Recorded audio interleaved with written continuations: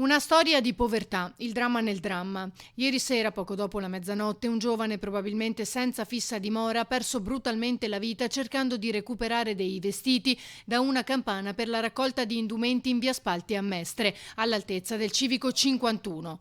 Secondo una prima ricostruzione, il giovane stava rovistando nel cassonetto degli abiti, ma si sarebbe sporto troppo, perdendo l'equilibrio. Probabilmente ha provato ad aiutarsi con le mani, ma è rimasto incastrato con la testa all'interno della campana, attivando il meccanismo che separa il vano dove si infilano i sacchetti dal deposito sottostante, una trappola mortale. Per lui non c'è stato scampo. Incastrato nel congegno, non è riuscito più a liberarsi. A dare l'allarme sono stati alcuni residenti allarmati dalle urla che provenivano dalla strada. Una volta giunti sul posto, i soccorritori non hanno potuto fare nulla per salvarlo.